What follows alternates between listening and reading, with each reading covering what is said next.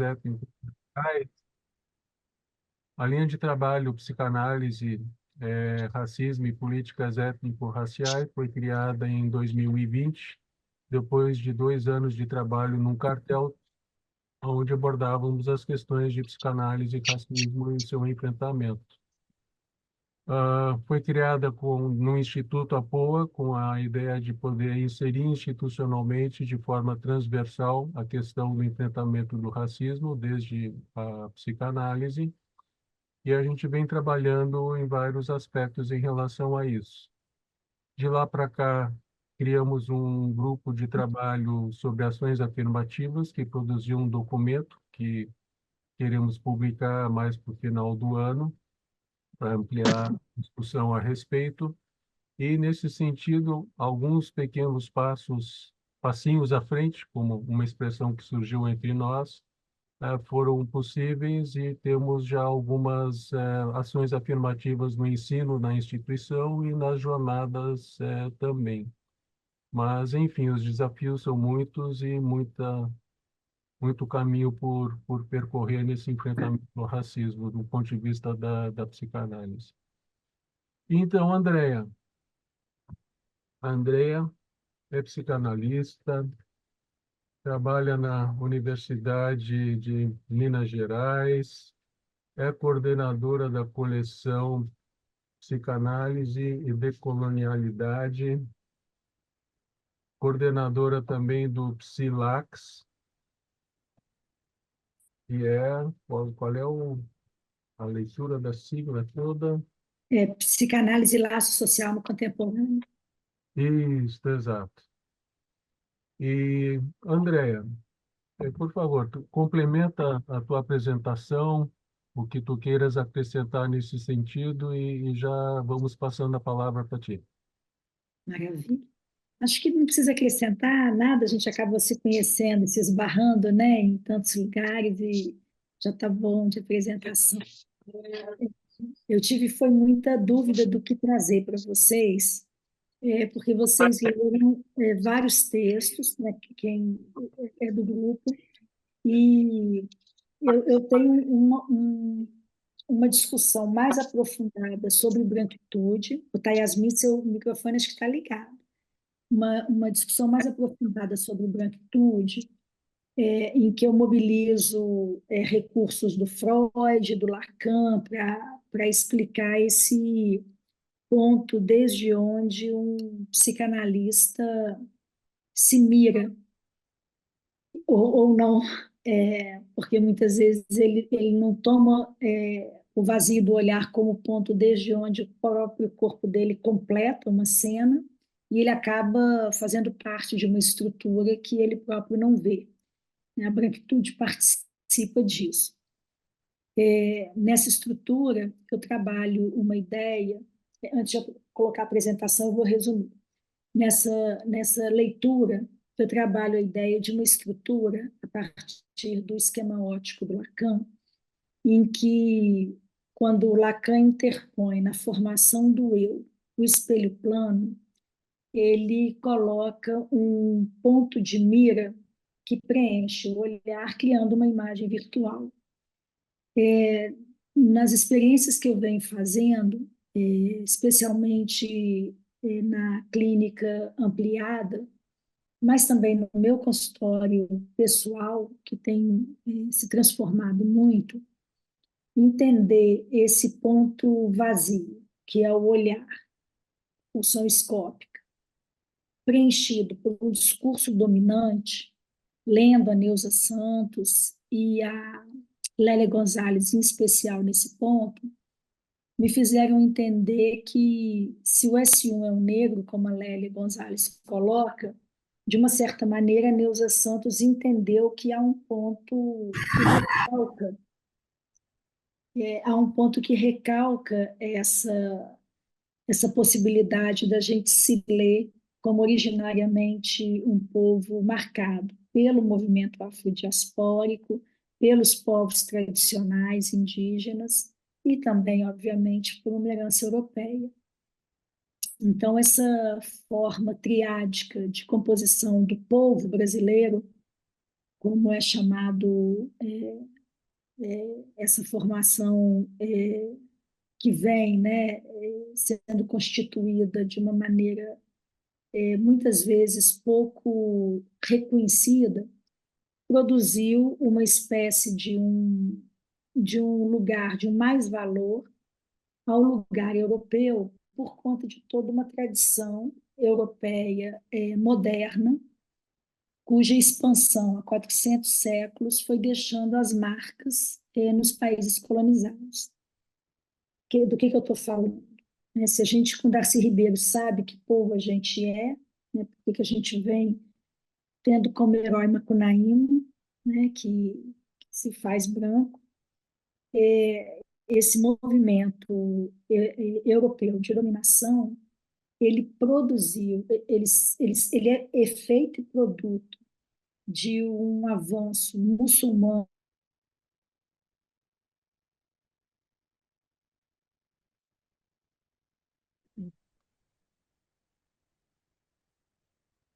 Andréia, deu uma travada. Sim.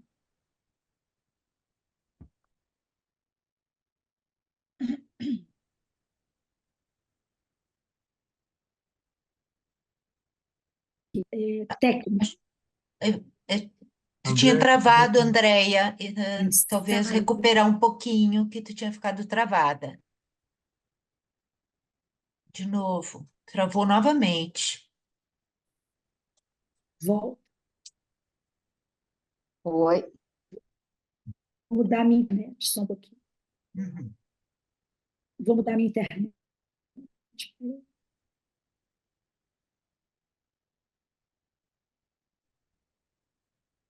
Vamos ver se essa funciona melhor. Tá mais estável agora? sim, está melhor. Funciona. Sim. Tá. Então, o que eu estava dizendo é que a forma como esse ideal europeu se impôs tem a ver com o movimento do próprio continente europeu, que naquele momento era o centro do mundo. Vocês perderam, a partir de onde que vocês perderam? Eu vou voltar um pouquinho. Do avanço muçulmano. Tá.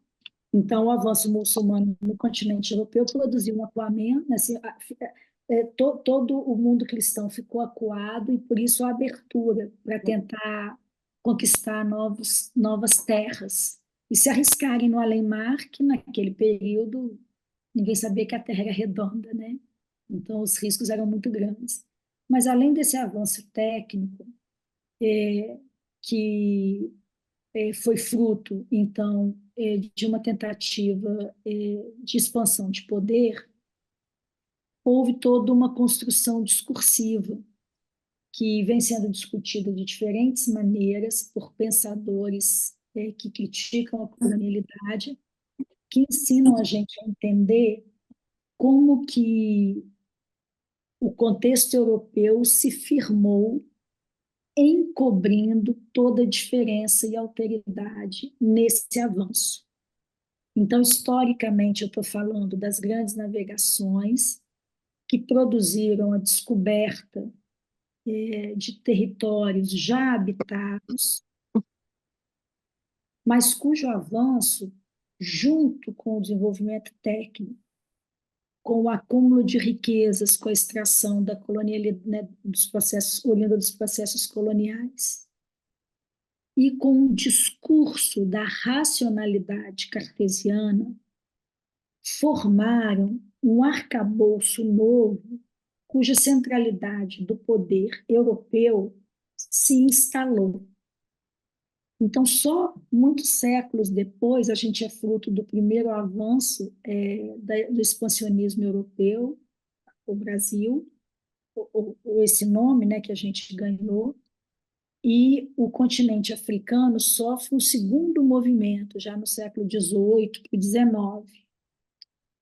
Então, a gente vai entendendo que, junto com a ocupação das nossas terras originárias, houve toda uma construção ideológica de uma racionalidade que desconhecia a complexidade do pensamento dos diferentes grupos étnicos que moravam originalmente nessas terras ocupadas pela Europa e que vão sofrer desde a dizimação em algumas partes das Américas. No Canadá, por exemplo, sobrou muitas poucas etnias indígenas. No Brasil, a sobrevivência foi maior, eu vou falar um pouquinho disso.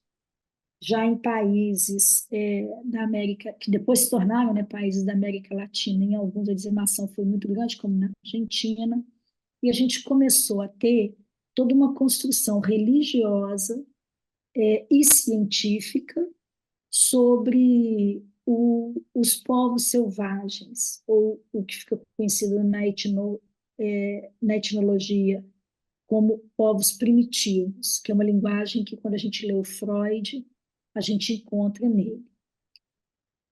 Essa construção é importante da gente datar e situar, mesmo ela estando muitos séculos distante da condição tecnológica, do mundo virtual, da globalização de hoje, porque ela moldou o modo da gente se reconhecer.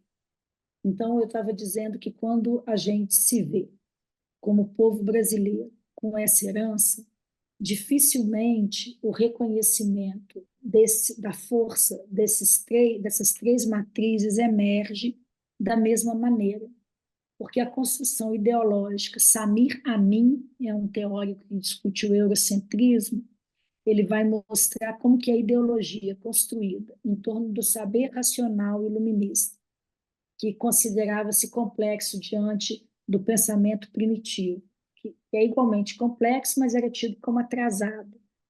Produziu a ideia de um povo que precisava encontrar o seu avanço e o seu desenvolvimento. A gente é marcado por essa herança. Eu vou falar desde um ponto de vista do sul global, dentro de um contexto brasileiro, como que, quando a gente lê, então, as autoras que se colocaram a trabalho para entender o racismo brasileiro no campo da psicanálise, como que elas foram construindo a ideia da maneira como isso que a gente pode chamar de um significante mestre da branquitude se impôs contra um significante mestre que é o negro, como a Lélia coloca. A Lélia fala, o S1 é um negro no Brasil. Mas a Neuza Santos discute que, de alguma maneira, a gente construiu um ideal de eu a partir dessa consolidação identitária, discursiva e ideológica apoiada na supervalorização da racionalidade europeia. Então, toda a história que eu vou trazer para vocês agora, ela vem de uma tentativa muito recente que a gente tem tentado sustentar no campo da psicanálise, do quanto que, no mais íntimo da escuta clínica, seja no 1 a 1 do consultório, onde quer que ele aconteça, na Zona Sul, na Zona Norte, na periferia, no quilombo, ele é atravessado por esse discurso da colonialidade, no qual a gente, como objeto da satisfação sádica de um outro colonizador, se identificou com um lugar de subalternidade, invisibilizando toda a riqueza, a complexidade, toda a sofisticação das nossas formas de pensamento, das nossas visões de mundo, das nossas cosmologias e mesmo das nossas crenças. Existem grandes escolas fora do campo da psicanálise que produziram essa visão de homem. Eu vou resumi-las, obviamente elas são muito mais sofisticadas do que esse resumo, mas para situar o ponto de onde, desde a psicanálise, eu vou tomar para fazer a conversa com vocês um ponto de vista. O primeiro grande movimento pós-colonial que suspeitou da razão moderna, a gente aprende que foram Nietzsche, Marx e Freud. Então, a psicanálise participa de um movimento de suspeita da racionalidade moderna, dessa construção ideológica. Mas o primeiro pensador, recentemente, que se deteve em entender como que esse olhar foi construído geopoliticamente situado, foi o Said, Eduardo Said, num livro clássico que se chama Orientalismo. Ele produziu vários outros, inclusive sobre Freud, né? Onde ele discute o judaísmo e o Freud. O Eduardo Said, junto com mais 4 pensadores indianos, entenderam que a construção da alteridade ao branco europeu era parte de uma fetichização e de uma redução subalternizante à diferença étnica, racial e cultural que produzia uma ideia de homem menor, uma ideia de humanidade idealizada e de sub-humanidades. No Brasil, além dos livros do Said, a gente tem a Spivak, que foi traduzida. A gente acaba tendo que ler em inglês, né, o que está escrito em inglês. Alguns autores desse grupo escrevem nas línguas originárias deles, mas a gente tem esses 2 traduzidos no Brasil. Eu diria que esse pensamento, que é conhecido como pós-colonial, ele pensa o hibridismo e a maneira como essas diferentes culturas associaram-se na composição do que é humano, na construção do que é a humanidade. E isso é fruto de um modo de colonização que a gente chama de colonização por assimilação. O que significa isso? A colonização inglesa era uma colonização que tentava assimilar a cultura local à cultura ou ao domínio hegemônico do modo de pensamento, de vida, de valores inglês. Então, existe uma espécie de uma associação na qual as diferentes culturas interferem uma na outra. Quem é o pensador hoje que trabalha, inclusive usa um pouco de psicanálise, é o Homi Bhabha, O Local da Cultura, um livro dele que está traduzido. Tem um professor na USP, que é linguista, que vem trabalhando racismo linguístico também. Nascimento, o sobrenome dele, e o primeiro nome é Lynn, L-Y-N-N. Além dessa escola, e que na psicanálise quem usa muito dessa referência das teorias migrantes, das teorias itinerantes e da afetação que uma produz na outra é o Tami Ayush, que também está traduzido. É um teórico da psicanálise que mora na França, né, mas de origem... Esqueci qual origem, não sei se é Maghreb, eu acho que é Maghreb, não tenho certeza. Além desse pensamento pós-colonial, que produz uma forma, então, de subjetividade subalterna, o clássico dessa pensadora, a Spivak, que é Pode o Subalterno Falar? Ela é uma pós-marxista que discute o lugar, no final das contas, da mulher nesse texto, né? Dei o spoiler, quando a gente lê, a gente não pensa que vai chegar lá, mas acabei dando spoiler aqui. Ela mostra muito como que a construção dessa suposta inferiorização ela é parte de um processo de dominação discursiva que reproduz um sistema de valor. A América Latina e a América do Norte participaram de um outro período, de uma outra lógica discursiva. Existe todo um pensamento sobre a população originária indígena que tem um pé no Canadá e outro pé na América Latina. Tem um livro que se chama Pele Vermelha, parodiando o livro do Fanon, Pele Vermelha, Máscaras Brancas, que vai discutir a situação canadense. E na América Latina, a gente tem a Paula Gunn, que é uma feminista que retoma toda uma discussão em torno dos indígenas, e a gente tem também esse nome aqui, que é hoje, né, a grande referência, que é o Fausto Reinaga, A Razão e o Índio, que vai abrir essa discussão junto com a Silvia Rivera Kuzikank. Esse nome do texto dela é difícil de ler, Xixinacats, Vitima, uma reflexão sobre práticas e discursos descolonizadores. Mas quem tem trabalhado mais recentemente com a psicanálise nessa linha de tentar entender a tentativa de dizimação e domesticação do pensamento e do homem indígena é o Davi Pavon Coellar, que na psicanálise tem feito recentemente essa tentativa de compor dentro da psicanálise o respeito a cosmologias e a epistemologias distintas, guardando a originalidade desses povos que foram, se não dizimados, muito empobrecidos ou muito submetidos à língua originária, à língua dominante e perdendo o valor da sua língua originária.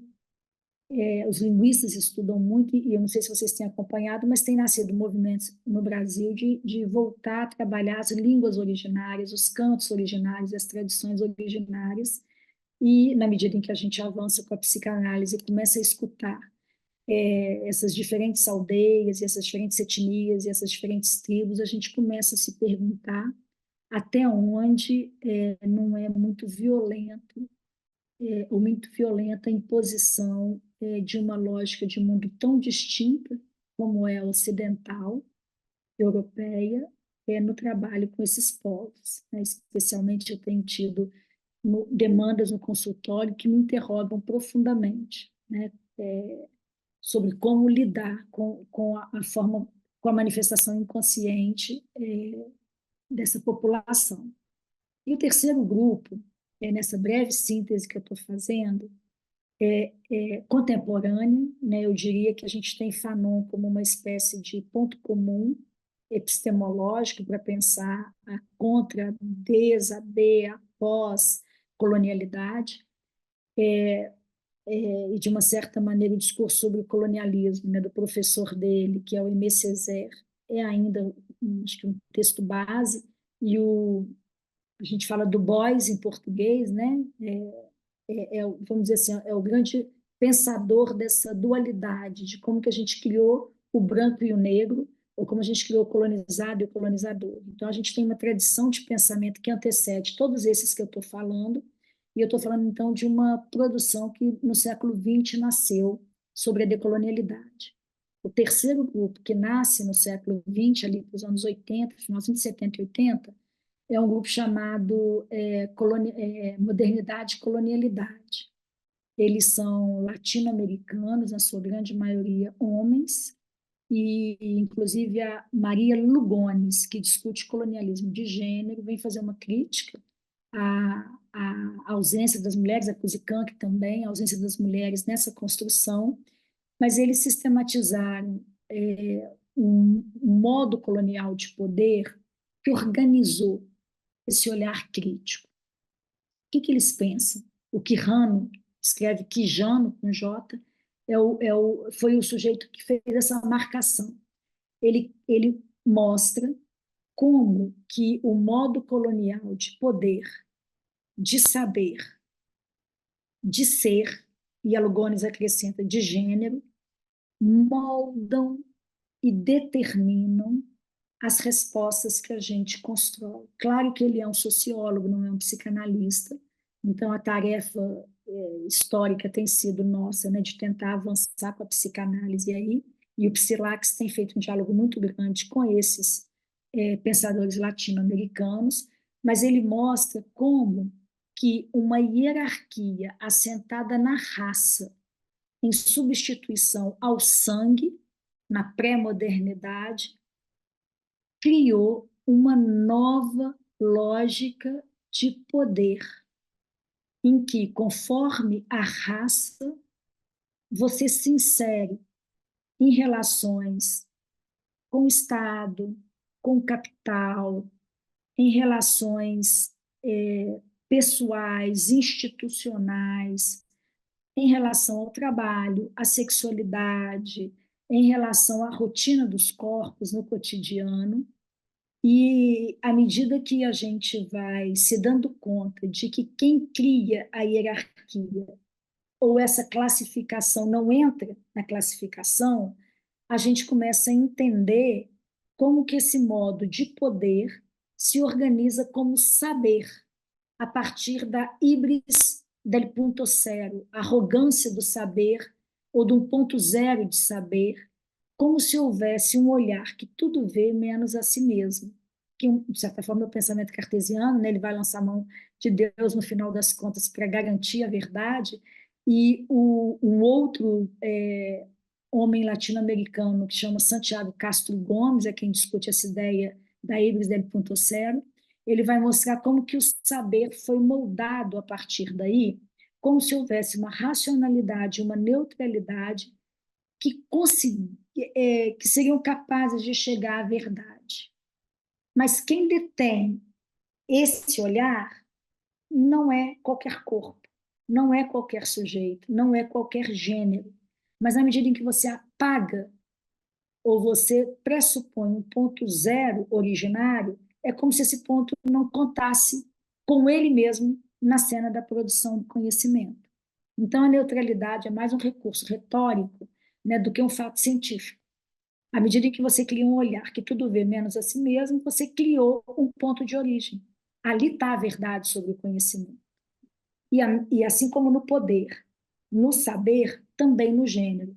As hierarquias foram montadas, o Mignolo, né, que escreve, o Mignolo, é um sujeito, apesar dele não se dar bem com a psicanálise, não sei por qual razão, ele é um sujeito que vai trabalhar muito essa ideia da colonialidade do ser, mostrando como, e a Lugones, quando ela faz a discussão do feminismo decolonial e soma o gênero, a colonialidade de gênero, a colonialidade do ser, a gente consegue entender como que foi construída a ideia de um povo primitivo, de um povo irracional, selvagem, como motor de um olhar que classifica, ou que do vazio do olhar interpõe, então, exatamente esse espelho plano do sujeito ideal, ou do humano, com H maiúsculo, como diz o Fanon. Obviamente, esses pensadores latino-americanos, indianos e norte-americanos, canadenses, todas essas teorias têm contrapontos, contrapesos, mas o que eu queria dizer é que a partir do momento em que, no final do século XX, essa virada geopolítica adentrou a antropologia, a história, a sociologia, a filosofia, a gente passou, e um pouquinho mais tarde, a psicanálise, a gente passou a incluir não apenas o horizonte histórico da subjetividade da nossa época, na responsabilidade da condução clínica de um psicanalista, mas também a geopolítica.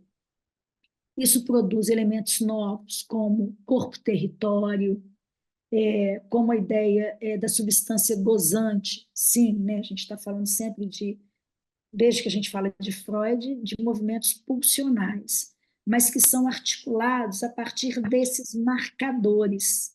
Uma indiana que se chama Seshadri Cruz, daquele grupo do pós-colonialismo do Said, ela vai dizer, numa construção com a teoria dos discursos lacaniana, ela é posterior a Lélia Gonzalez e posterior a Neuza Santos, que o S1 do mundo ocidental é a branquitude. O que significa dizer isso? O que significa entender que o vazio do olhar é preenchido por um ponto organizador dos modos de gozo do mundo ocidental? Isso significa que a gente constrói processos de invisibilização. E eles não são processos construídos racionalmente. Eles são processos ideologicamente forjados, eles são processos violentamente impostos, É óbvio que desde o momento que há quem coloniza, há quem resiste a ser colonizado. Essa é a história dos processos coloniais. E existe um livro lindo da literatura que se chama Ilha Sob o Mar, da Isabel Allende, que conta a história de uma mulher negra. No Brasil, a gente tem Defeito de Cor, né? Da Ana Maria Gonçalves, que faz um... É diferente a proposta, mas ambas fazem a história, né? A Ilha Sob o Mar é a história da Revolução do Haiti, e a Ana Maria Gonçalves é a história da colonização brasileira, e mostram exatamente isso. Se há quem deseja dominar e produzir hegemonia, há quem resiste, sempre. Mas essa forja, que é violentamente imposta, ela reproduz sistematicamente um sistema de forças. E esse sistema de forças, ele é mantido. Ele não é mantido apenas pelo regime de poder, como Etienne Laboéty já tinha discutido no campo da política. Né? Quando ele, naquele discurso sobre a servidão, que o Lacan, o Freud primeiro pega para discutir o fascínio e a servidão que povos inteiros criam em relação a um líder, e ele usa essa teoria do Etienne de la Boétie para produzir a Psicologia das Massas e a análise do eu, com a ideia de que um elemento pode se tornar fonte, como objeto, daquilo que molda o ideal de eu, de cada um de nós, de maneira singular e única, mas reproduzindo nesse lugar do ideal esses valores. Então, a gente começa a entender que, mesmo que haja ideologia, violência, militarismo, sistemas de opressão, soberanias autoritariamente impondo, né, regimes de poder, estamos vivendo isso no mundo hoje em diferentes lugares, né, produzindo guerras civis, guerras locais ou conflitos armados, como é a situação em grande parte da América Latina, no cotidiano das favelas, por exemplo, né, no Brasil, no Rio de Janeiro e São Paulo. A gente vai entendendo que existe um processo inconsciente que alimenta, sustenta ou, de alguma forma, reage a esse modo de colonização do inconsciente. Então, quando a gente entende que é forjado um espelho plano ou interposto, seja de maneira violenta ou docilizante, de um ideal branco, racional, masculino, europeu, a gente começa a entender que ele vira o próprio suporte simbólico a partir do qual a gente constitui inconscientemente o que a gente é. Então, isso é muito denso para a nossa clínica cotidiana. Porque eu estou dizendo o quê? Eu estou dizendo que todo mundo aqui, ninguém tá fora do mundo. Não existe fora do... Ainda ninguém foi para Marte, um dia vamos existir fora do... Enfim, quando colonizarem... Agora acharam uma camada de quilômetros de diamantes, vocês viram isso? Acho que em Urano. Eu vi. Eu pensei, gente, vão para lá. Daqui a pouco, aquele cara das naves, eu esqueço o nome dele, no meu inconsciente é muito amigo, todo mundo que eu odeio, eu esqueço o nome. O que está querendo ir para Marte, colonizar Marte. É o Elon Musk. Elon Musk, pronto, eu não consigo lembrar o nome dele nunca, quando eu preciso. Eu pensei, daqui a pouco ele já está lá, né, buscando diamantes lá, como se ali é que tivesse a riqueza, e destruindo o que a gente tem aqui, como a gente começou, né, informalmente conversando, no racismo ecológico cotidiano, que a gente precisa, né, aprender a cada decisão individual combater, né, desde o que a gente vai comprar e como, pensando nas embalagens, né, até o excesso, né, que o capitalismo neoliberal induz a gente a reproduzir. Então, eu estou falando de algo que ninguém escapa. Se somos sujeitos falantes ou corpos, acontecimento, que são afetados pelo discurso de uma época, ninguém está imune a ser colonizado pelo discurso.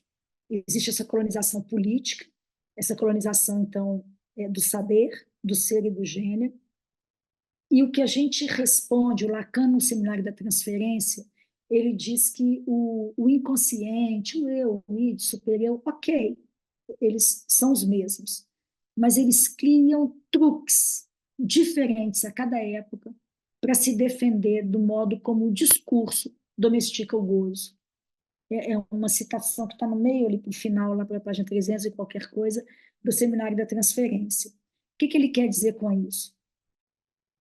Quando eu trago para vocês a radicalidade, o susto que me tomou, né, em termos do corpo, acontecimento, quando eu entendi o que significava ser branca, porque o branco, como ele está identificado ao humano, a esse ideal que é interposto hegemonicamente, a gente, a partir desse ideal que é interposto, a gente se identifica no íntimo do nosso ser, onde a gente nem sabe o que a gente é, ali quando a gente é ainda aquele bolo de carne, né, com zonas erógenas e pulsionais capturando nossas vias de prazer, a gente está recebendo do outro toda essa informação simbólica a partir da qual a gente vai produzir os primeiros, pensando que o eu é o primeiro objeto que a gente toma para libidinizar como tal, a gente está tomando, nessa primeira constituição,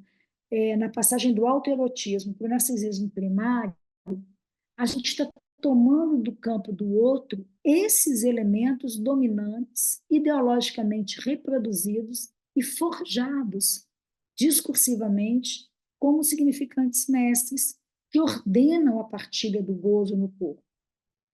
Então, é muito assustador quando Lacan, no Seminário 17, vai dizer que recebeu 3 médicos do Togo. O Togo é um país que está no oeste do continente africano, sofrendo toda a intervenção da colonização europeia, depois de uma monarquia despótica durante décadas. Então, a colônia estava lá, né, domesticada pela metrópole, e o Lacan fala, quando eu recebi esses 3 médicozinhos metidos na metrópole, foi muito curioso que eles não traziam lembranças infantis, originárias das suas tribos. Eles falavam da sua infância como repórteres, como estudiosos da etnologia falariam. O inconsciente que foi vendido a eles, junto com os processos de colonização, tornaram as suas categorias inconscientes familiares às nossas. Ele não dá muita informação, é óbvio que ele não está atento às questões coloniais como a gente está hoje, ele não está paramentado teoricamente para ler o que ele mesmo fala numa passagem lá pela página 70, 80 do Seminário 17, na minha versão. Ele não está fazendo propositadamente ou decididamente uma psicanálise situada geopoliticamente, mas ele está antenado a esse fato que é ineliminável para qualquer ser falante. Se a gente fala, a gente é colonizado. O jogo de forças que a gente vai ter que lidar com ele, é claro que varia. Se a gente, no contexto brasileiro, por exemplo, se a gente é preto ou branco. No contexto europeu, se a gente ou no contexto americano, norte-americano, se a gente é latino ou não. Eu não sei se vocês viram o movimento que está tendo no Reino Unido, está tendo todo um regime opressivo contra o imigrante, contra o estrangeiro, e a população inglesa está indo contra o Estado para defender a presença dessas pessoas e dessa diversidade que construiu o país, né? A comunidade inglesa colonizada foi quem enriqueceu a Inglaterra. Então, essas diferenças que antes eram invisibilizadas, hoje são notadas e notáveis. Como nós não seríamos herdeiros desses processos nas nossas respostas inconscientes? Se são elas que determinam, inclusive economicamente, que a pobreza de um país permaneça, para o enriquecimento de outro poder avançar. Essa é a teoria da dependência econômica. né, que 3 mineiros criaram uma mulher, é a teoria da dependência econômica que é essa, né, que entende que é preciso processo primário em países em desenvolvimento, que mandam matéria-prima para os países desenvolvidos poderem sustentar suas indústrias. Então, não é uma casualidade, nós não estamos atrasados, nós estamos servindo a um jogo em que essa diferença precisa ser mantida. Então, quando a gente olha para isso, a gente fala, não precisa ser mantida. Então, mutatis mutandis, em termos da clínica psicanalítica, todo o trabalho que eu tenho feito aqui no Psilax, com uma rede muito extensa de pessoas pesquisadoras e psicanalistas muito dedicadas nos mestrados, doutorados, linhas de pesquisa, redes nacionais e internacionais de pesquisa, é de tentar recolher esses efeitos. Já são 21h20, a gente está caminhando para concluir, eu vou só colocar, então, alguns desenhos para fazer uma síntese. Eu já falei 40 minutos, eu vou pedir só mais 5 para colocar a síntese dessa. Peraí que eu tenho que sair primeiro. Posso compartilhar? Posso. Vamos ver se vai dar certo. Se grudar e não passar, vocês me falam. Conseguem ver essa imagem? Está Psicanálise. funcionando, sim, André. Tá. Eu não vou fazer essa apresentação, não. Eu vou só ir direto lá na parte final dela. Essa aqui foi uma apresentação, essa eu não tinha montado para vocês, não. Essa eu apresentei em novembro do ano passado, para abrir um colóquio. Deixa eu... Tinha feito essa da branquitude. Eu mando para vocês depois a que eu tinha montado para vocês. Peraí, que parece que o meu... Está demorando um pouquinho para passar. Por algum motivo, acho que... Eu queria só mostrar os pontos sintéticos. Se eu não conseguir...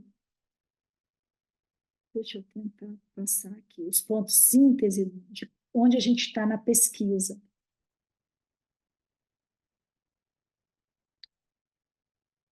Só um minutinho.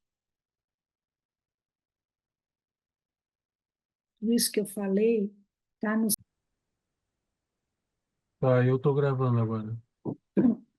Então, para vocês entenderem o ponto que a gente está, né, diante do que eu vim trazendo, a gente tem entendido, então, que aqui, nesse espelho plano, é a partir dele que esses valores ou esses S1s vão sendo depositados, configurando no vazio do olhar do sujeito desejante um corpo pulsional que vai ser virtualmente construído, né, ou vai ser consolidado a partir desses sistemas de privilégio, classificação e hierarquização, ou de colonização.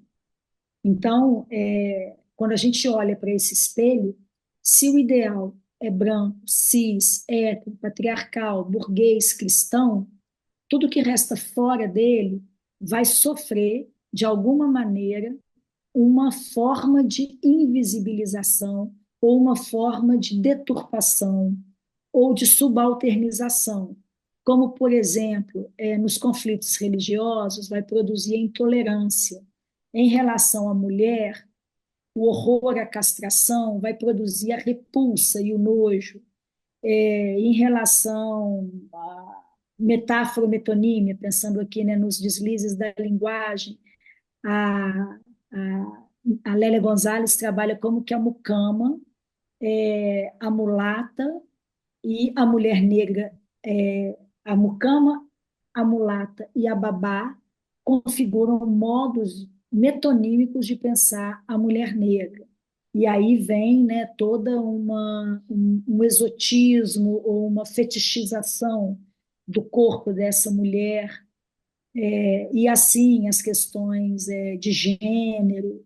Então, a gente está agora, nesse momento, tentando localizar como que o exotismo produz uma forma de gozo sobre um corpo tornado oriental ou ou o olhar sobre o indígena muitas vezes desqualifica o seu saber justamente porque ele é visto dessa maneira.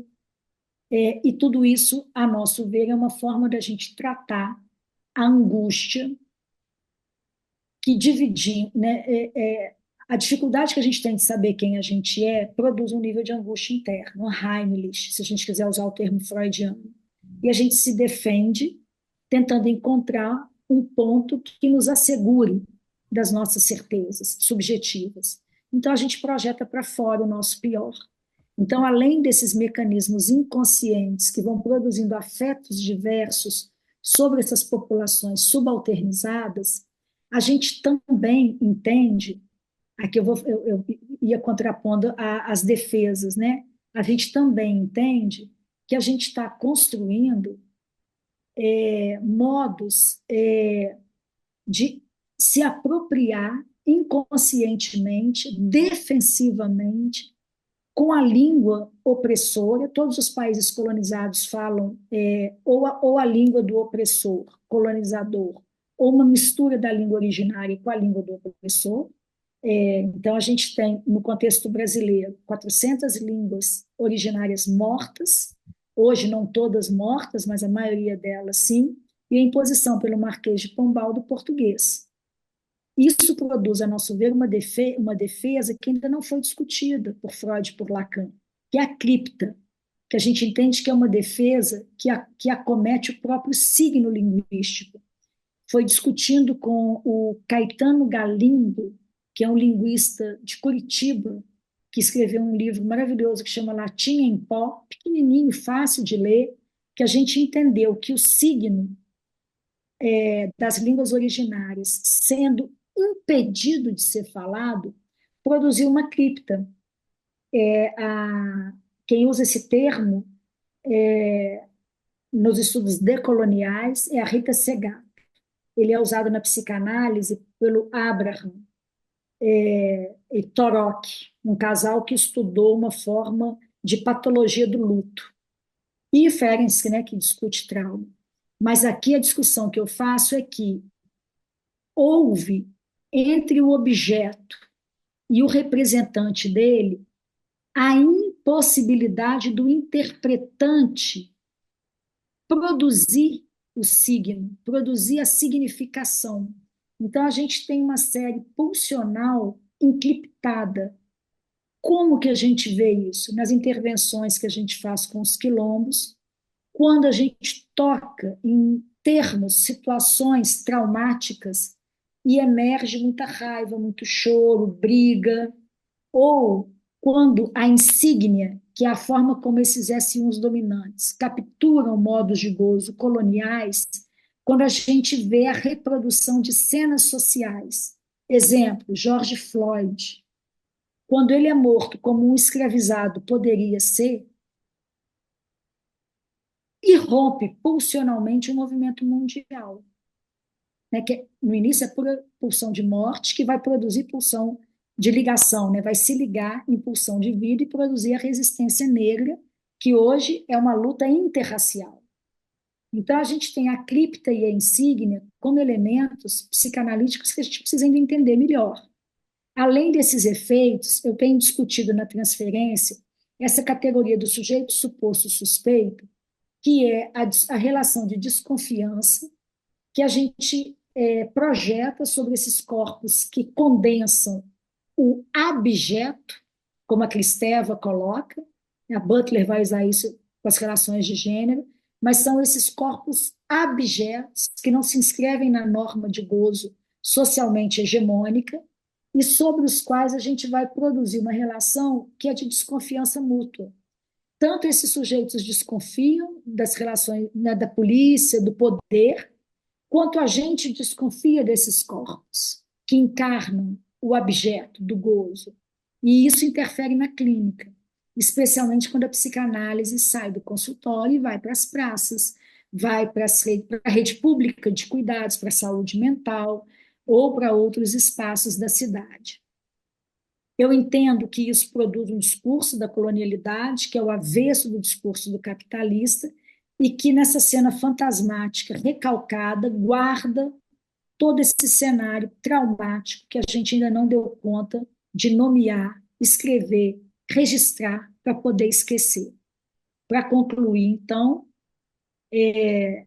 eu penso que a clínica hoje ela precisa participar da pluralidade do mundo, no lugar da universalização, do lugar da estrutura, reescrever a história dos povos, para a gente poder mapear de uma maneira menos unicista a nossa diversidade, substituir pelo testemunho e pela escrita esses rearranjos da memória que só falar, às vezes, a fala ela precisa se tornar escrita para a gente poder, então, se apropriar desse regime discursivo, mostrar as falácias nesses deslizes e substituições. A gente não aceita mais, né, a mulata da Globo no carnaval. Então, isso é uma forma da gente mostrar essas falácias. Dar lugar à palavra, que ao se pronunciar descompleta esse sentido hegemônico, tratar o medo e a angústia com responsabilidade, para a gente não precisar lidar com isso projetando para fora o que é responsabilidade sobre o nosso próprio gozo, circular e mobilizar os afetos de uma nova maneira, que eu entendo que é inventando novos nomes sobre aquilo que a gente, de uma certa maneira, repetiu ou não soube o que fazer. Um pouco é isso, né? Eu fecho com a Conceição Evaristo, e quando a dor vem encostar-se a nós, enquanto um olho chora, o outro espia o tempo procurando a solução, para dizer que ainda acredito, como a Vitória Santa Cruz, que o trabalho com a linguagem pode fazer, não sei se vocês conhecem essa performance chamada Gritar Homem Negra, pode fazer mudança. A palavra é a melhor arma que a gente tem. Ela começa dizendo que foi violentamente nomeada como negra, como se isso fosse duro demais, para dizer que ela é negra sim, e gosta do que ela vê. Então, é um deslize lindo nessa performance que vale a pena vocês assistirem. Obrigada, eu falei um pouquinho mais do que pretendia, mas acho que dá para a gente ainda ter bastante tempo para conversar, né? Andréia, muito obrigado por esse recorrido tão extenso e com tantas referências e questões fundamentais para a gente pensar o nosso tempo e, desde a psicanálise, enfrentar as segregações, o racismo e assim por diante. Eu gostaria de que tu pudesse desenvolver um pouquinho mais, dentro da noção do sujeito suposto suspeito, toda a questão que tu tratas no artigo sobre a transferência negativa e, particularmente, como enfrentar o ódio ao gozo do grande outro, né? A ideia do Miller de que o ódio ao gozo do grande outro como um gozo roubado e que é atribuído ao outro diferente, ao negro, ao indígena, ao estrangeiro e assim por diante.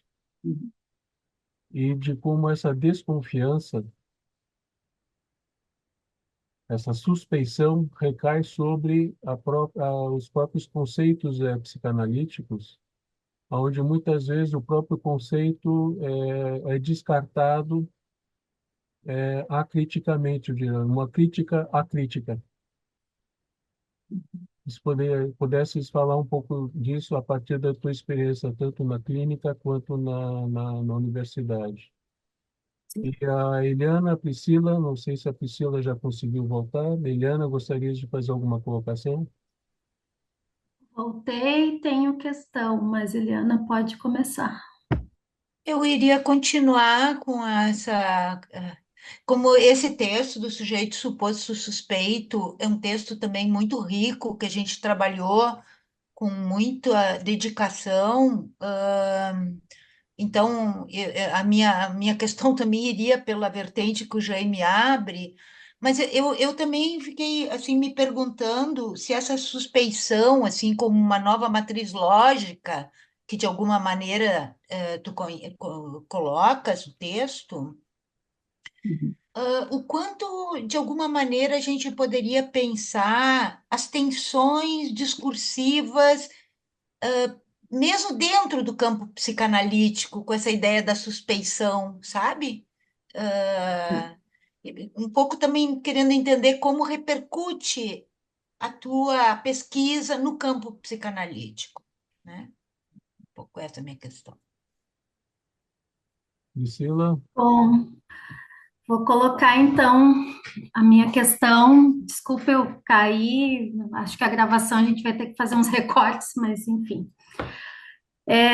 Eu fiquei muito tocada, Andréa, no momento que muitas coisas, né? Acho que a gente vai ter um encontro dois, me parece, mas um momento que você se coloca, se pergunta como lidar com a manifestação inconsciente, muitas vezes, então, nos grupos indígenas, enfim, nos quilombos. E aí é algo que eu tenho procurado pensar como a gente, com essa disciplina tão europeia que é a psicanálise, né, quer pensar decolonialidade. Então, como a gente faz essa torção para não exercer novas violências, que me parece que é a questão que você traz. E aí, uma coisa que tem me desassossegado cada vez mais é a questão de a gente então se castrar, né? Para pegar uma noção bem de uso lacaniano, se castrar nesse nosso afã e talvez inclusive em relação ao uso das categorias diagnósticas, né? Quando eu vou para o campo de uma cultura, por exemplo, que tenha manifestações que eu com facilidade diria formações psicóticas, eu não, peraí, não é por aí, né? Uhum. E aí, com isso, me parece que quando você trabalha aí com a noção de discurso, com a estrutura do discurso, a gente fica com aquilo que, pelo menos para mim, é o que me faz me nomear psicanalista com tranquilidade. Não sei sempre sobre diagnósticos, mas para mim me interessa a estrutura do discurso. O que acontece nos usos da fala e da linguagem, né? Então, enfim, só para trazer um pouco do que me despertou, o que eu consegui escutar, exceto a parte que deu problema aqui. Obrigadão. Obrigada a vocês. Então, a gente faz uma rodada e depois outra, pelo que eu entendi, é isso? Eu já falo de novo? Eu vou vir de trás para frente, então. É, Como vocês viram no sujeito suposto suspeito, teve uma experiência que me marcou profundamente com os adolescentes autores de ato infracional, que foi um ocorrido numa conversação psicanalítica. Uma das ações que eu tenho na cidade, com o coletivo que se chama Jaé, do Psilax, que tem uma coordenação de dois mestrandos e uma doutoranda, né? Agora ela já é doutora, um já é mestre, então, mas continuam lá. A gente faz um trabalho de conversação psicanalítica. As instituições socioeducativas têm um impasse, chamam psicanalistas e a gente vai escutar ou os técnicos ou os jovens. E numa dessas intervenções, um jovem falou isso para mim, né? É que o problema é que ele conseguia sair do crime, mas o crime não saía dele. Ele não queria que o crime saísse dele, porque foi com o crime que ele aprendeu a circular, a andar pela cidade, a conseguir se posicionar, se defender, inclusive da polícia, que deveria estar defendendo ele, né, e não ele se defendendo dela. E aí ele fala aquela frase que eu coloco no livro, O Sujeito Suposto Suspeito, que é o seguinte, ele fala assim, é como se eu estivesse andando com uma camisa que tem uma mira, um alvo. Qualquer coisa que eu faça, eles estão de olho em mim, eles vão me atacar. Aí eu falei, tira a camisa. Ele falou, você não está entendendo. Eu não preciso essa camisa em mim, não sou eu quem veste essa camisa em mim mesmo. E eu fiquei muito paralisada porque eu não consegui intervir ali, porque ele inverteu o circuito, né? Habitualmente, o analista está no lugar de objeto, causa do desejo. Eu não conto como pessoa, a rigor, né? Eu devo fazer uma operação lógica, discursiva, que produza um efeito inconsciente. Mas quando ele localiza esse lugar, e eu, que era uma mulher branca, professora, universitária, participava dele, ele me desaloja desse lugar e eu tenho que fazer um trabalho dobrado para ser destituída desse lugar transferencial, porque é óbvio que ele suspeitava de mim, e eu dele, eu tinha medo dele. E tudo isso cai no momento em que ele fala isso. Faz brum. Então, é como se o espelho plano esborrachasse e eu visse um real do gozo muito assustador para mim mesmo, né? E para ele, obviamente. E é claro que a gente conseguiu, éramos três, né? A gente conseguiu fazer uma volta interessante, porque a gente começou a trabalhar, então, como que são essas camisas de força. A mulher é vestida nessa camisa, o negro, o jovem, o adolescente autor de ato infracional. Foi possível um deslize para a gente pensar operações, inclusive materiais e concretas, que eles construíram, que foi a de criar a assembleia nesse serviço, que era a gente chama de centro socioeducativo, que são os espaços em que os adolescentes são internados quando eles são privados de liberdade. Então, ao final dessa conversação, eles criaram uma estratégia institucional que chamava-se Assembleia. Toda sexta-feira eles passaram a ter uma assembleia para discutir os corres, os problemas que eles estavam tendo na relação institucional. Ok, conseguimos dar conta da intervenção, mas a questão ficou. E eu demorei alguns anos para ir conseguindo elaborar o que é que se passava ali em termos discursivos. Por quê? O colonialismo ele é o avesso do discurso capitalista. E o discurso capitalista não faz laço social. Então, a gente tem uma espécie de algo corrompe a possibilidade do laço social, que é exatamente o sujeito equivalido ao objeto, e, nesse sentido, ele acessa diretamente pelo capital, supostamente, um modo de gozo. Então, entender que a colonialidade é o avesso desse discurso é a gente usar a suspeita a nosso favor. Então, estou pensando aqui, respondendo a Priscila e dando um salto para a colocação do Jaime, né? Como então fazer isso na clínica? Todo corpo é habitado pela linguagem. Portanto, todo corpo participa do discurso. Como que o analista intervém aí, né? O Lacan vai dizer, o discurso do analista é o único que produz um novo significante mestre, que é o analista como causa do desejo, né? O agente, se dirige a um outro, que é o S1, a gente coloca em questão esse S1, perdão, S barrado, para produzir um S1 que coloca o saber que a gente produz no lugar da verdade. Então, é um objeto que se dirige a um sujeito dividido, produz um S1 que vai permitir que a gente diga algo sobre essa verdade que a gente habita. Então, o único discurso que produz um significante mestre novo é o discurso do analista, porque ele opera a partir disso que divide o sujeito. Então, o que a gente pode pensar na clínica é que isolar esses elementos que reproduzem o saber do mestre, nos ajudam a nos localizar. Eu vou dar um segundo exemplo da clínica, ainda numa prática feita por muitos, que é a intervenção de um coletivo que eu participo dele, é uma clínica de bordo, uma clínica pública brasileira, chama Ocupação Psicanalítica, que tem pessoas pretas e brancas, né? Obviamente, eu estou na luta antirracista com meu corpo branco, e a gente foi fazer a gente trabalha, uma das intervenções que a gente faz, começou a ter muitos casos de suicídio na universidade. E a gente foi chamado para intervir, porque era especialmente a população da moradia estudantil, que é a população das ações afirmativas que chegou na universidade, e a gente precisa, né, trabalhar a permanência com qualidade, eu digo aí como professora, na universidade. Mas a gente foi chamada como psicanalista. Eu digo a gente porque a ocupação foi quem respondeu. E quando a gente foi entender o que era, a gente também usou a conversação psicanalítica, e quando a gente foi perguntar o que era a questão que eles estavam atravessando, que estava produzindo essas tentativas e reiteradas, e havia muito sofrimento entre os alunos da moradia, a gente decidiu ouvir os técnicos, porque os técnicos não estavam conseguindo lidar com os episódios ou trabalhar. E quando a gente foi conversar para perguntar aos técnicos o que eles viam como problema, e eles trouxeram a questão da vulnerabilidade dessas pessoas, trouxeram muito a questão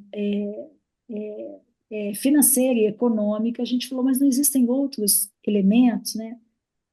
Raça, a maioria são pessoas negras, e foi curioso porque era o grupo da saúde mental, tinha médico, psicólogo, enfermeiro, assistente social, acho que tinha uma pessoa que era da história da geografia, não me lembro agora, era uma equipe ampliada. Eles falaram não. O psicólogo em especial, que é um homem branco, ele falou não, as pessoas não têm, a questão do racismo nem aparece. E assistente social, que era uma mulher negra, entrou e falou, olha, como não? Só se não aparece no seu consultório.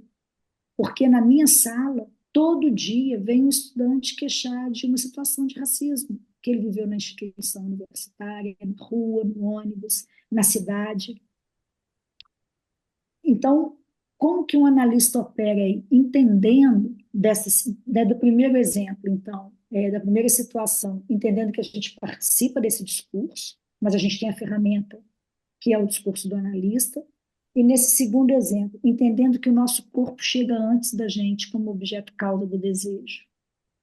A gente não se despe, como esse adolescente, autor de ato infracional, me ensinou, do nosso corpo branco, no caso eu, né, mulher branca, ou de um corpo racializado, seja a cor que for. E esse corpo está lá.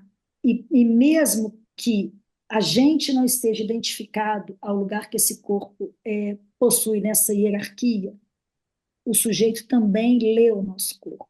E nada disso é evidente. Necessariamente, isso não vai ser dito, mas isso vai comandar a relação que vai se estabelecer no campo da transferência. Por isso, a primeira vez que a gente deu um curso, o Ocupação Psicanalítica, deu um curso sobre a clínica antirracista e decolonial, as primeiras aulas eram só desabafos do público que foi assistir esse curso, de situações iatrogênicas e violentas que eles tinham vivido. Do tipo, minha analista falou que é para eu tratar de questões clínicas. Quando eu estava falando que um segurança ficou me acompanhando o tempo todo dentro das lojas americanas. Como que isso não é uma questão clínica? Ou uma pessoa que recebeu o encaminhamento, né, esse é um relato público, como se ela fosse paranoica, o encaminhamento para ir para um psiquiatra, porque ela estava achando que todo mundo estava perseguindo ela. Isso chama racismo. Isso acontece cotidianamente, como Maria Lúcia Silva fala. É cotidiário o racismo. Então, já caminhando então para o terceiro ponto de como lidar com o sujeito suposto suspeito, eu vou fechar com o diagnóstico, a gente então precisa entender que mesmo operando desde um lugar de objeto causa, ou de um lugar vazio de marcas, as marcas do nosso corpo chegam antes da gente. Então, a gente aprendeu, na prática clínica, a fazer uma dupla volta no momento da entrada em análise, que é, primeiro, acolher o sujeito tal qual ele chega, com os nomes do pior, que pode ser o racismo, pode ser o sexismo, pode ser o adolescente autor de ato infracional, a nomeação de criminoso, de bandido, de perigoso, pode ser uma mulher, né, que sofre a misoginia em casa, do próprio marido, e fala, meu nome é depressão, né, eu estou deprimida, ou eu sou deprimida. A gente acolhe esse nome social. Pode ser TDAH, pode ser sou autismo de classe, não sei qual classe exatamente, enfim, a gente acolhe. Não no sentido de validar esse campo da nomeação que o outro faz sobre esse corpo, mas para tentar localizar como que esse sujeito se situa, até para a gente conseguir entender como é que a gente está localizado aí também, naquilo que ele traz, como o que ele vai endereçar para a gente. Porque, no mais das vezes, esses sujeitos já chegam sabendo também. Eles já chegam com um saber que recentemente, eu não sei como tem sido na clínica de vocês, às vezes na própria pergunta do Zap, né, muitos mandam mensagem ao invés de ligar, né, hoje em dia, eles já perguntam qual psicanálise que a gente faz, às vezes se a gente trabalha com bissexuais ou não, Teve uma pessoa que falou, olha, eu só estou te procurando porque uma pessoa negra que eu confio muito me falou que você é antirracista. Confere no Zap. Então, assim, a forma como essa nomeação aloca os corpos não exclui o analista. Antes a gente tinha uma espécie de uma proteção, me parece. Hoje, quando cai esse véu da invisibilização desses corpos subalternizados, todos os corpos emergem com as suas marcas. A gente não pode se identificar com essa marca, obviamente, nem manter o sujeito identificado ou alienado a essas que ele traz. Mas o primeiro trabalho, a gente aprendeu, eu chamo até de 3 tempos, essa dupla volta. Acolher o nome do pior, localizar como que ele se constituiu, para que o sujeito possa abrir mão dele. Aí começa uma análise. Não é que aí termina uma análise. Aí dá para a gente começar um trabalho analítico. Porque essa aderência, que eu não chamo ela de identitária, porque eu acho que ela reduz a experiência clínica, eu chamo ela de nominação. Tem a nominação do outro e a nomeação que o sujeito vai fazer. Esse trabalho prévio, hoje, na minha clínica, tem alongado muito as entrevistas preliminares. Eu gasto muito tempo com as entrevistas preliminares, mais do que eu gastava antes, até entender que um sujeito suporta depositar algum raso de saber no inconsciente dele, apesar da estrutura racista, sexista, misógina, capitalista, triturada. E, para concluir, diagnóstico, né? Como fazer, então? Então, isso é a operação com sujeito suposto suspeito, Eliana, que eu entendo que alonga, né, as entrevistas preliminares. Como diagnosticar? É um impasse. A Cristiane Matosinho fez uma tese de doutorado, e eu indico que você está online na UFMG, sobre o Joyce. Eu indico que vocês leiam o capítulo que ela discute o diagnóstico.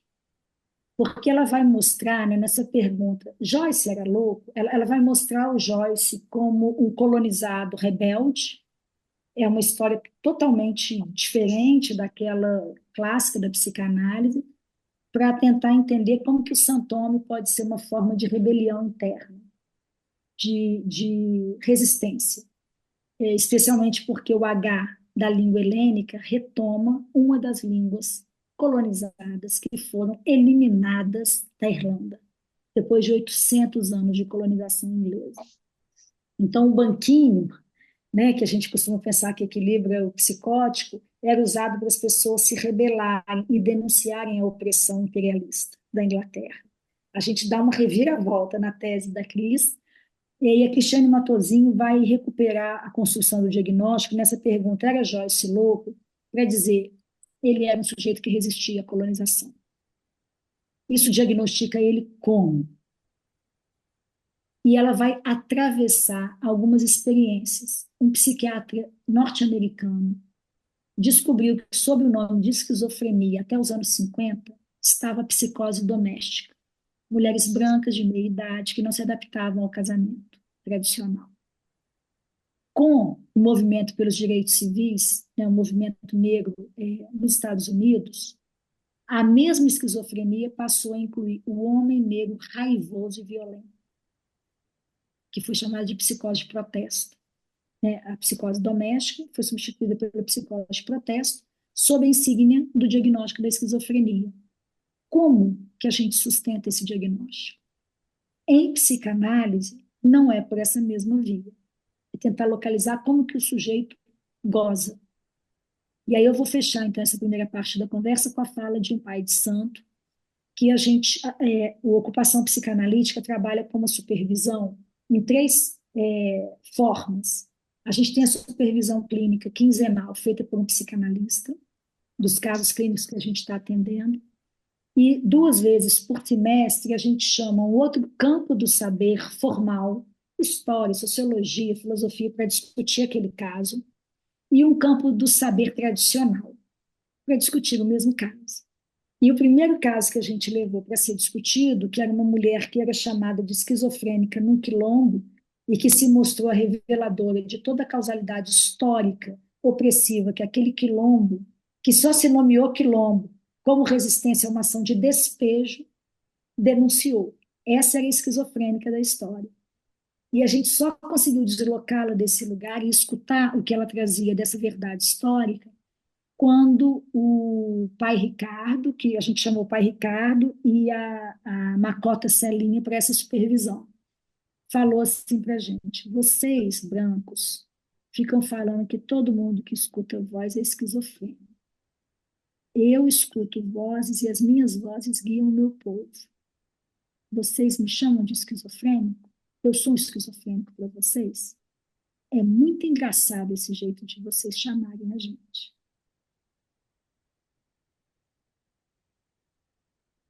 Como que o sujeito goza, como que ele está aprisionado nas malhas do discurso, do campo do outro, do próprio corpo, é por onde a gente consegue operar. Mas, objetivamente, não está simples fazer a psicanálise acontecer com rigor ético e comprometimento, digamos, com compromisso político, porque tudo isso está o tempo todo atravessando o que antes parecia um campo limpo, né? Porque tudo isso estava invisibilizado. Andréa, está super interessante. Eu não sei se a gente vai ter condições tecnológicas de estender mais um pouco, porque esse Zoom é o da POA, eu não sei se ele tem limitação de tempo, E a mas gente pode concluir também, né? a Então, gente pode ir mais um pouco, né? Abrir para mais umas 3 colocações breves para poder desenvolver mais um pouco, que está super interessante. Então, quem quiser fazer uma breve colocação, levanta a mãozinha e a gente conversa mais um pouco.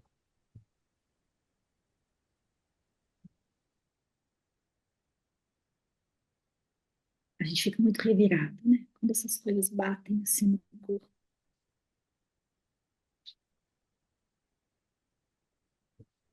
Se quiser trazer uma experiência também. Isadora, Oi, pessoal, boa noite. Boa noite, Andréia. Que bom te ouvir. Eu queria que tu pudesse falar um pouquinho mais sobre, se tu puder, né, o discurso do colonizado. Achei muito interessante, queria te ouvir um pouquinho mais. Quer fazer mais uma roda? Ela, Elaine, Acho que talvez até tenha que vir mais uma vez, né? Ficou apertado assim a discussão.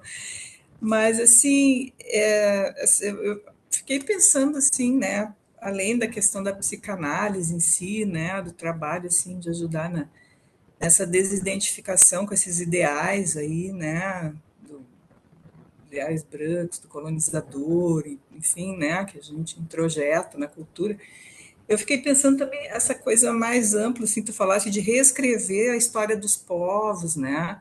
Fiquei pensando na legislação que existe no Brasil, né? De que na educação formal, nas escolas, né? A história tanto dos povos originários quanto dos negros, né? eh, Sejam transmitidas, né, até de forma transversal em várias matérias, enfim, e como é difícil efetivar isso, assim, né, até que em Porto Alegre tem professores da rede pública municipal, assim, que trabalham bastante nisso, no sentido de tentar construir materiais pedagógicos para trabalhar isso, então é bem legal, tem um programa, Pô Ancestral, o nome da, até está nas redes aí, se quiser pesquisar. Tem bastante material, assim, estão ligados à URGS também, nos programas de extensão. Mas, assim, fiquei pensando nisso, assim, além da clínica, né, essa questão no social, né, que intervenções a gente, na psicanálise, poderia ter, no sentido de ajudar nessa efetivação, porque eu acho que esse é um caminho, efetivar essa legislação para que ela realmente aconteça, para visibilizar todas essas culturas apagadas, invisibilizadas, né, é um caminho, assim, de um pouco inscrever na cultura, na história, né, nas aprendizagens, na escola, né, tudo isso que foi apagado, né? Então acho que, não sei, eu acho que é uma área que a gente poderia talvez buscar, escutar quais são os impedimentos, né? Como ajudar nessas efetivações, né? Se juntar com esses que já estão fazendo alguma coisa. Não sei, sabe? Eu fiquei me pensando nisso, assim, né? Enfim, mais se uma, puder falar disso um pouco. mais uma intervenção, colocação, pergunta. Eu gostaria de colocar um ponto que é justo o nome do programa, né, Ocupação Psicanalítica, e, e esse convite que a André nos faz, que é uma aposta, uma porta aberta, o quanto isso, essa possibilidade de ocupação também está na proposta clínico-política, se são as mesmas ferramentas que a gente está utilizando aí para fazer uma crítica dos ideais sociais, para desvelar, então, a primazia branca e todos os preconceitos diagnósticos. Eu sou do campo da clínica das toxicomanias e há mais de 20 anos que se vem trabalhando nessa perspectiva clínico-política, porque o preconceito, não é, sobre o usuário, sobre a droga, isso patologiza, né, muito mais do que colabora com qualquer coisa. Então, de pensar se essa perspectiva que tu está colaborando na construção se tem a ver com a mesma condução do clínico-política como intervenção social. André, Sim. Vou ser mais sintética agora, né, por causa do horário também, e vou fazer de novo, começando de trás para frente. Eu só não anotei o nome da primeira pessoa que falou, era Isadora. Isso, Isadora. Obrigada, Isadora, que eu não tinha anotado. Sim, né, Marta? Sim. Mas sabe o que eu reparo, Marta?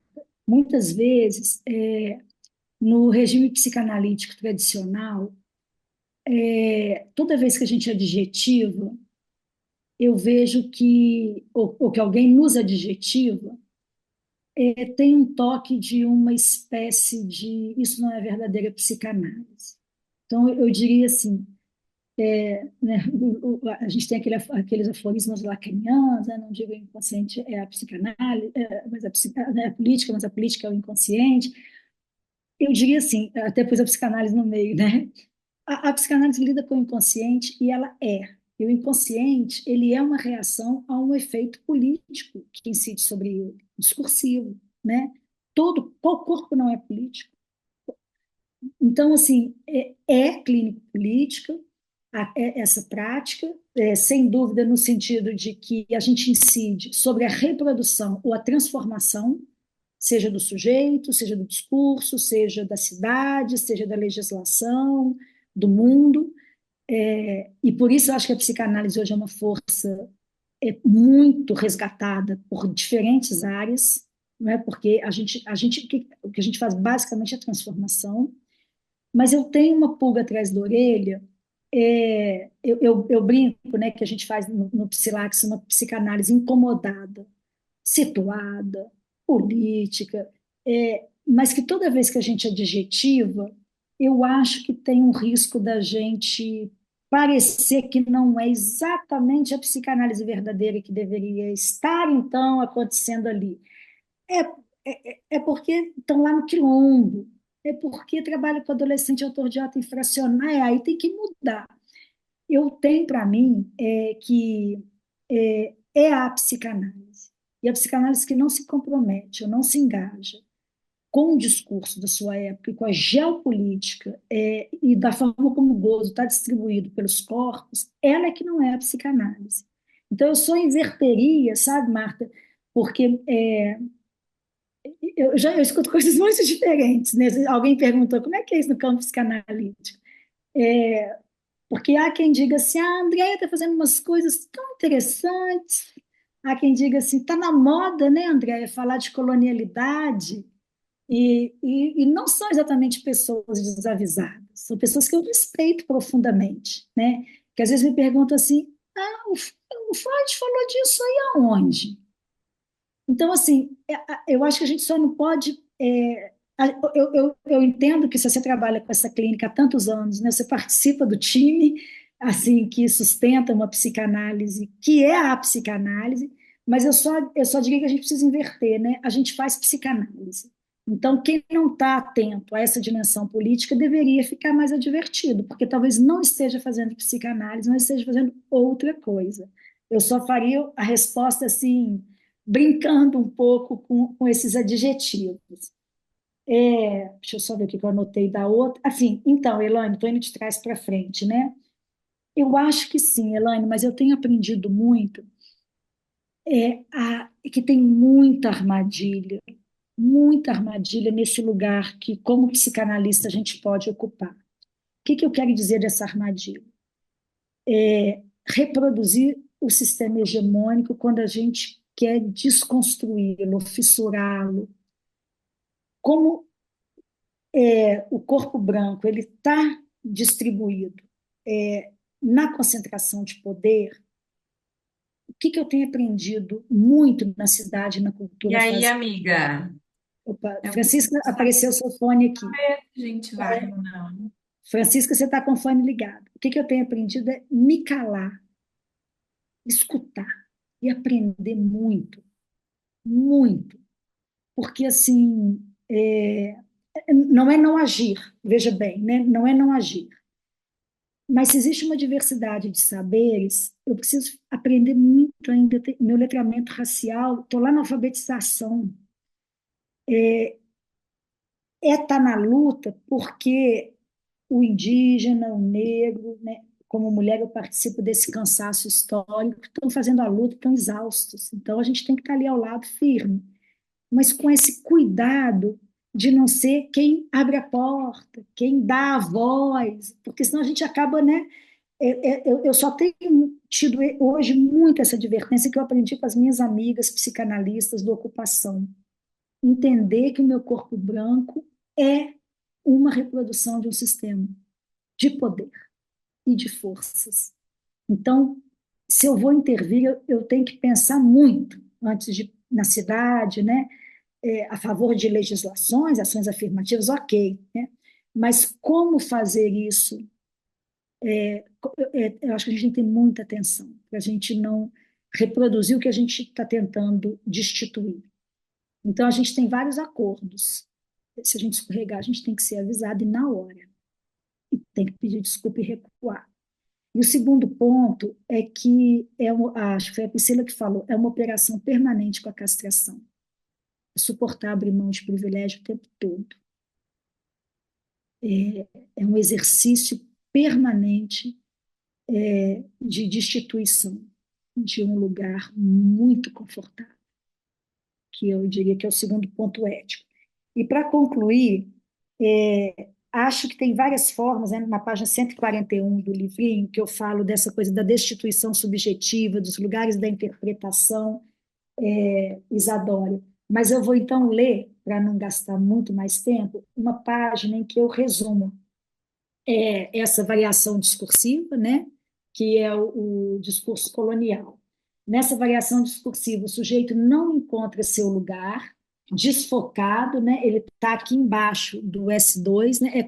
Assim, S2, S1, S2 aqui, S1, A, S barrado. E aqui está a fórmula do fantasma colonial, né? Recalcada. Nessa variação discursiva, o sujeito não encontra seu lugar, dado que ele próprio é forçado a ocupar a posição de objeto da satisfação roubado, não causado por um objeto perdido, mas subtraído de sua humanidade a serviço de um gozo imperialista, predatório e acumulativo. 2. Sua miragem apagada como semblante retorna como gozo imperial pedagógico, ordenador, iluminado, que é o produto, né, da operação discursiva. 3. O colonizado como sujeito desumanizado e coisificado é tomado ele próprio como objeto na fantasia imperial de dominação, num curto-circuito em que ele é submetido à posição que faz o outro gozar. 4. O campo simbólico se ancora no saber fazer colonizado, apoia-se no duplo narcisismo que, de um lado, identifica o senhor imperial, cujo gozo é interditado ao colonizado, e, de outro, o próprio colonizado é desumanizado como meio de produção. Essa é a corrupção que não permite que haja laço social no regime colonial, porque um sujeito não pode ser um meio de produção, nesse sentido, expropriado de si mesmo e vendido como coisa. O saber do colonizado como meio de gozo agencia o discurso, mas é mantido pela violência e pela força como expropriação, e a fantasia imperialista se arma inconscientemente, convertendo a própria agressividade do colonizador em docilização, como se fosse uma docilização emancipatória, né, nos processos educativos que eles supostamente têm que transmitir para a gente, fixando seu modo de gozo como universalmente válido. Mas é válido ressaltar que sempre há o sujeito que resiste, e por isso esse discurso não vinga, mas continua sendo um grande deturpador das possibilidades de laço social. Andréia, muitíssimo obrigado pela tua generosa participação aqui com a gente. Como ouviste vários comentários, assim, já estamos planejando um próximo encontro contigo, se tu aceitares. Será um prazer trabalhar. Claro. Já Ou com o pessoal do aproveitando, Psilax, a gente pensa. então, a gente pode combinar essas parcerias. Eu queria dizer que já são 4 livros dessa coleção, Psicanálise e Decolonialidade. Os 3 primeiros são organizados pela Andréia, com participação de vários colegas do Psilax. E esse último, que é sobre a transferência, o sujeito suposto suspeito, que trabalhamos na parte final da tua exposição. Antes de encerrar, dizer também que a roda de estudos é parte do trabalho da linha de trabalho da Psicanálise, Racismo e Políticas Étnico-Raciais, é uma atividade aberta. Quem quiser vir participar, é só se inscrever na Secretaria da POC e recebe a divulgação dos nossos encontros, que são mensais, alternados roda de estudos e sarau literário indígena afro-brasileiro. Então, são todos bem-vindos, basta se inscrever na Secretaria da POC. Andréia, mais uma vez, muito obrigado. Obrigado a todos e todas presentes aqui. São muitas as questões, a gente segue trabalhando. Maravilha, bom trabalho, gente. Obrigada demais pela possibilidade da troca. Muito bom. Obrigada, Andréia, maravilhosa. Muito obrigada. Obrigada. Muito Obrigada, obrigada. Andréia. Boa noite. Ótimo. Boa noite. Boa Ótimo noite. mesmo, muito bom. Obrigada e boa noite aí, Boa pessoal. noite. Boa Boa noite. noite. Obrigada mesmo. Boa noite. Vários pontos aí a Obrigada, retomar boa e noite. discutir.